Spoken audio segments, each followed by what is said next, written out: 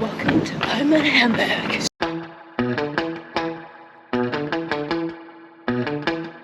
Are you keeping it real? I'm calling shotgun, wanna see my baby run. Yeah, I wanna. Are you working the field? You're in my playground, throwing back a funk sound. I sidestep, feeling fine. I'm all in, take it high. Oh, what's the word on the scene? We've been kicking up the dust, if you know what I mean. We got a good thing going. We got a good thing going on. Are you getting a thrill? I'm working overtime just so I can blur the line. Yeah, I gotta. Oh, kicks, cheap steals. Ain't nobody gonna pay my bills. Fresh out, feel high. I don't need a dollar just to make me feel alright.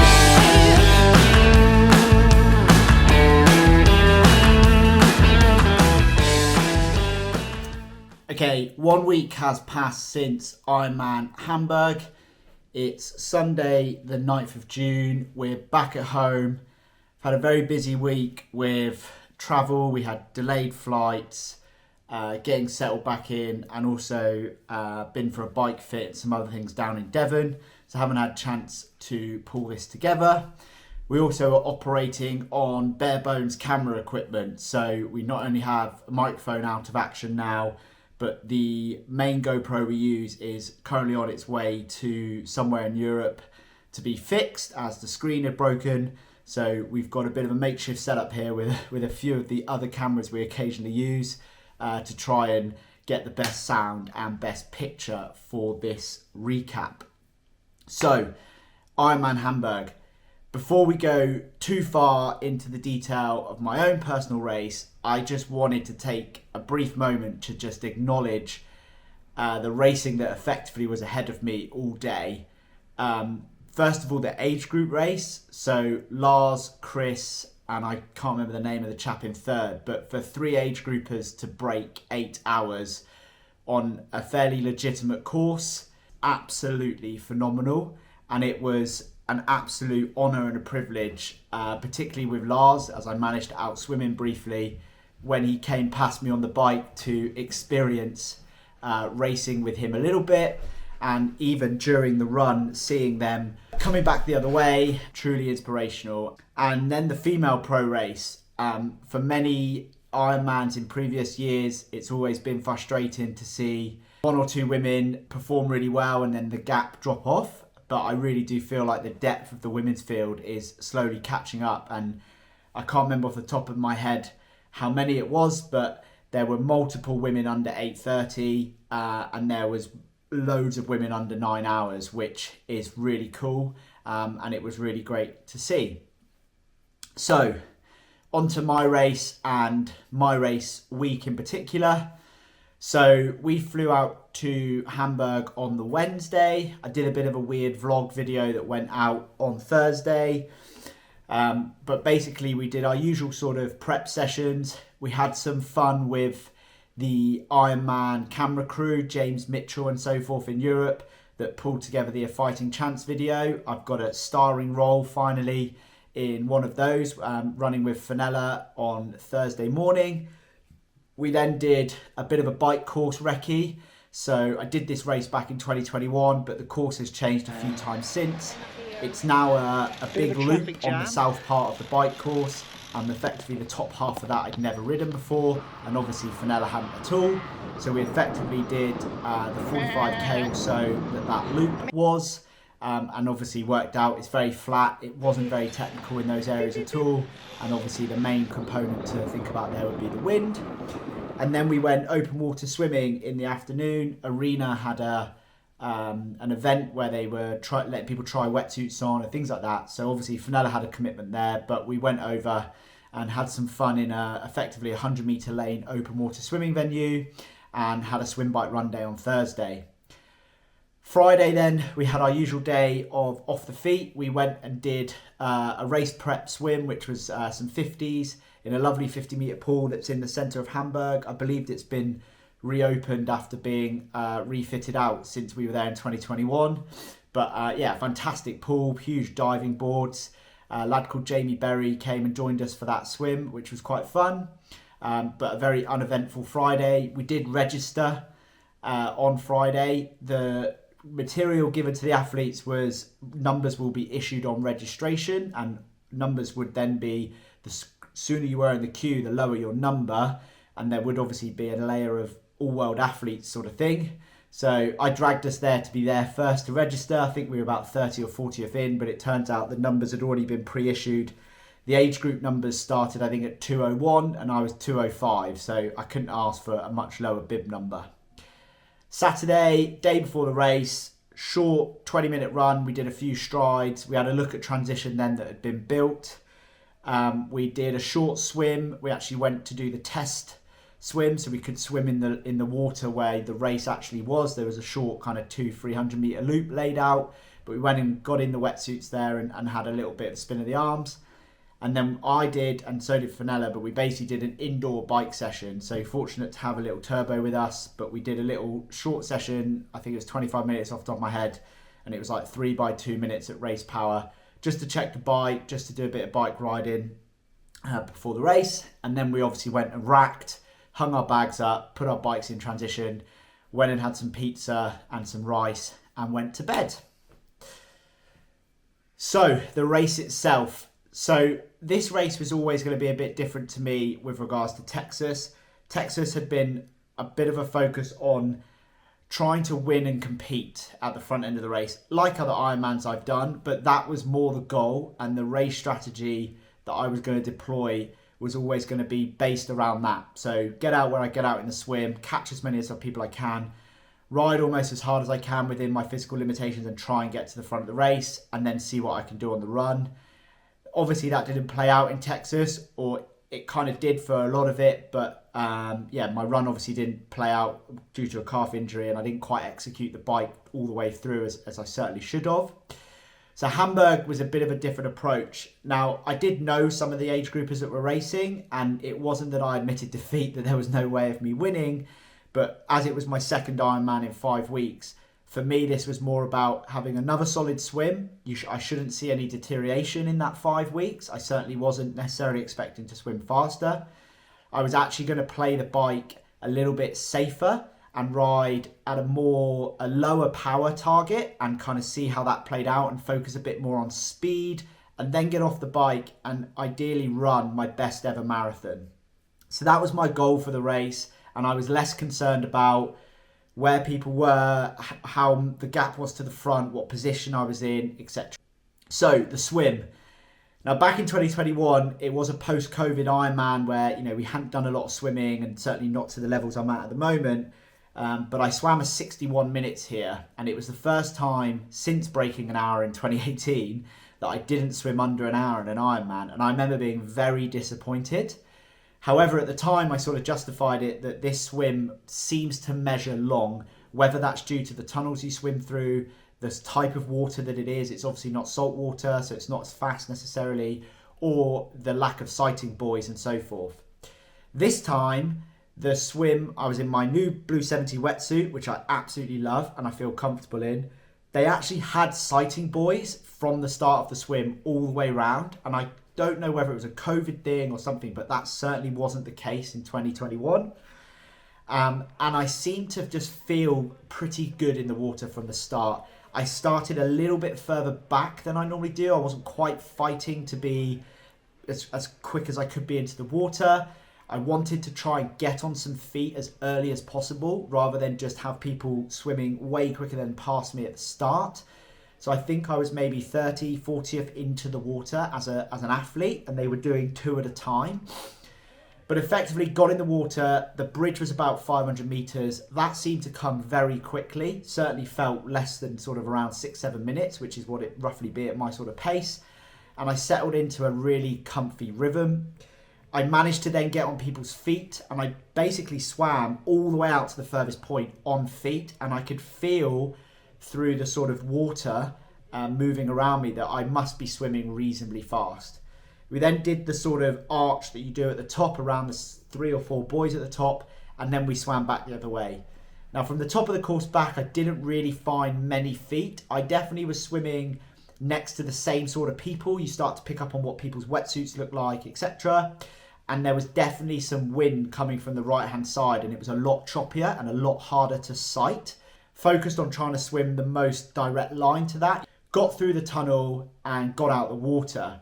Now if you'd have asked me what my swim time was before looking at my watch, I would have said it was around an hour, like very close, if not slightly over. I did feel like I'd swam well, but that last part into the wind, I'd felt like I'd lost quite a lot of speed there. But I also knew that I swam basically with the same people on the way back, so I didn't necessarily go backwards.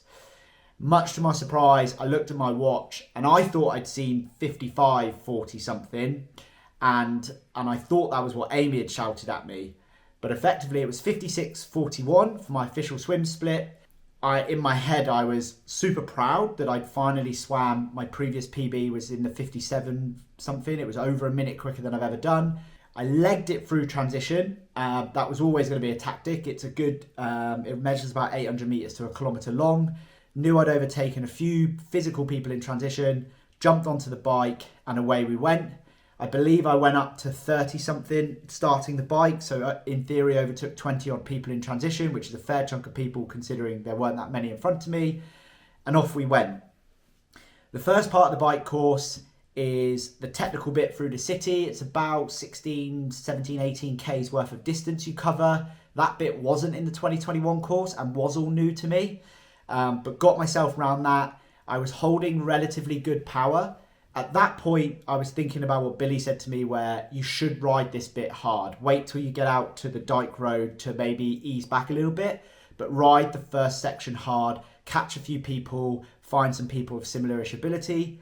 I had noticed when I ran through transition that Lars's bike was still there, so I knew the inevitable catching, Lars would catch me at some point. However, made my way through, I can't remember the exact number, but only about 5 or 6 guys I was catching, 1s and 2s. There weren't any massive packs. I caught a guy who, looked like a fairly decent bike rider, and he came with me. As we were exiting that loop, I looked behind me to see if we pulled anyone else with us, and I saw the looming tri-suit, the surpassed tri-suit of Lars with his orange Zwift bike. I was a little bit surprised. I was really hoping in my head I would get out of the city before I saw him. He pulled up alongside. I immediately moved over to go with him, not in an aggressive way, but I felt like if you don't even try, you're effectively giving up there and then. But yeah, basically rode with him then. I timed it. It was about 10 minutes, and I can see on my training peaks that 10 minutes was around 280 watts. But after that 10 minutes, I seriously had to think to myself, this is a bit silly. This is certainly not necessarily in the best interests of Ross's race right now. I then naturally lost him. We'd gone through a section. There was a no pass zone on the course, which they said was about 900 meters. It was probably a little less than that. After that section, a rider came back round me, and as he came in front of me, I didn't need to, in my opinion, let the gap go out. It naturally happened by hitting this rough section. I was holding my front bottle a little bit. The gap went out to 12 plus meters. If anything, I thought it was more like 20. It could be no more than 2 or 3 minutes. And in my left-hand eye, a motorbike pulled up alongside me and blew the whistle and showed me a blue card. And I shrugged and sort of said, what for? But I just was confused. I was looking at him and sort of making the gesture that I think the gap is 12 plus. What do you want me to do? I indicated I can overtake him if you want. If you think I'm within the gap, I'll take the 25 seconds and get past him. But by that point, he then accelerated up. Something that really peed me off was the motorcyclist driver, so not the referee, and the rider acknowledged each other and thumbs up and almost cheered, which was a bit annoying, if you like. The rider was a German rider, and I'm not insinuating that they were picking on non-German riders, but it felt like they knew each other, in my opinion. At that point, the guy that I drafted off got quite annoyed. You could tell I'd agitated him because effectively I was refusing to go round him for the next, I don't know, close to an hour until we hit the first penalty tent. I obviously had zero motivation to do any work for him. We were on a super fast section of the course. I was just going to sit on him then until we got to the penalty tent. I could take my penalty and then I could continue my race at my effort. I actually took longer than 5 minutes because I went to the toilet and they stopped the clock when you go into the toilet. So that was a bit of a mistake because I should have just stood there and peed myself or peed myself when I was moving. But by that point, I'd already committed to going to the toilet and they'd stopped the clock. So I did that, took on some nutrition and got going. I didn't really let the penalty affect me. I was doing the numbers in my head thinking, you've just swam really well. I knew the speed on the bike at that point. We were averaging like nearly 41k an hour, that we were well on for a sub 4:30 bike split. And so in my head, I was game on for a sub 8:30 Ironman, which was a loose sort of goal if you were to put times next to what I wanted to do. But effectively, I rode the rest of the race on my own. I did catch, I can't remember exactly what I dropped down to, but I obviously lost a lot of places, stood on the side of the road. I did catch maybe 10 or 12 of those boys back up and went past them and effectively rode the rest of the ride solo, so good 120k of it.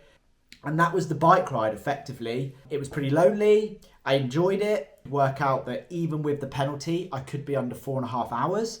So that kept me motivated, as that's by far the fastest bike split I've ever done.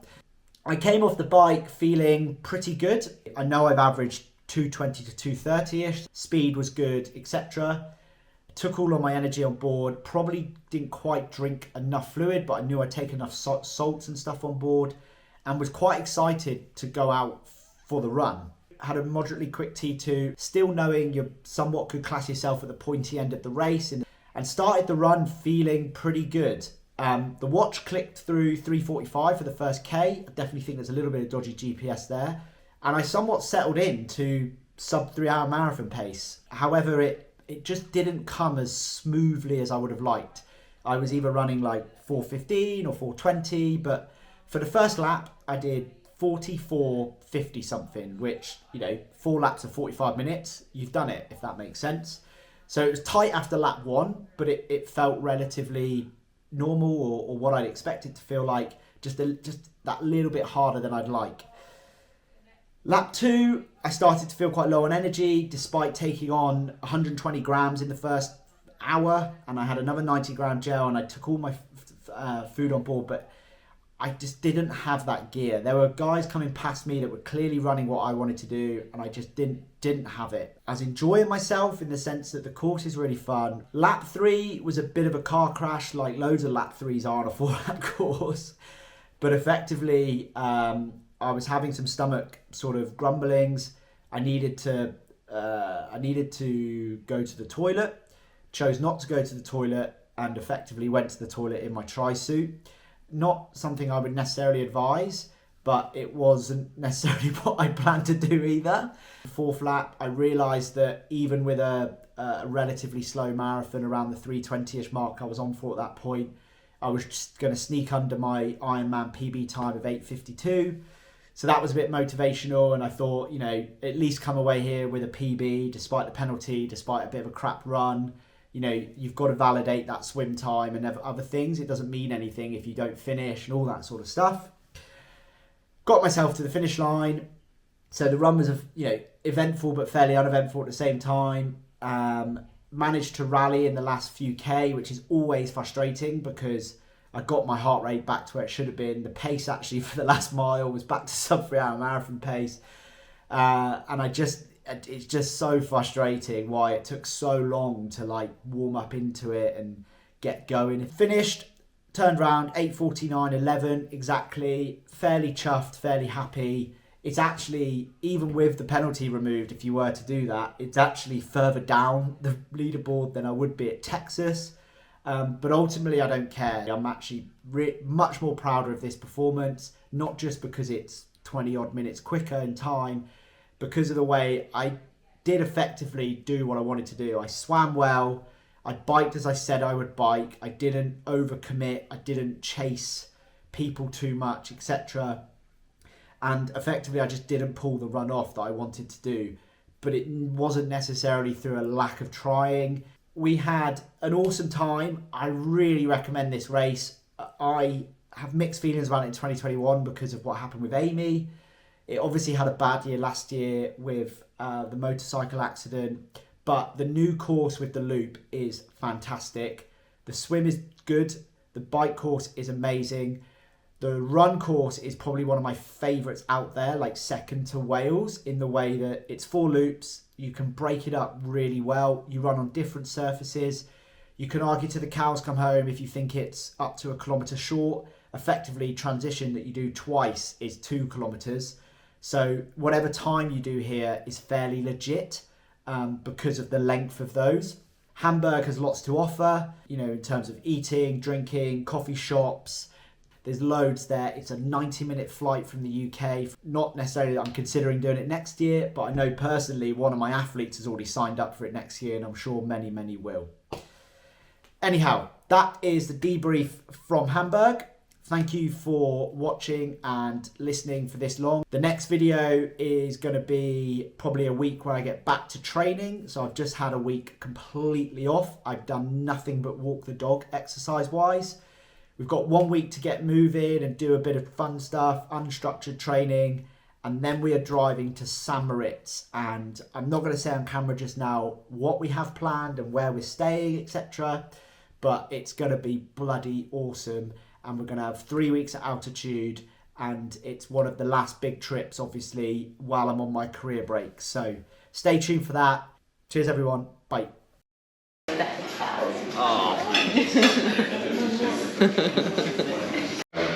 Registration. Without Ross.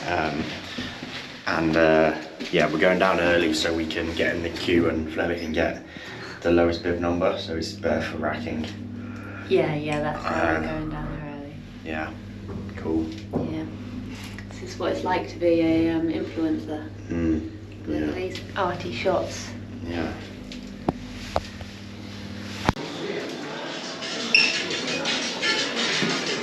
Just watching my reel. Where did you have it last?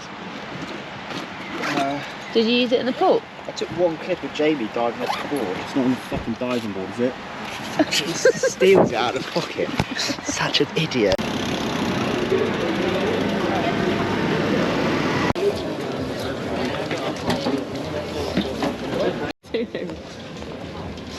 Oh, Christ.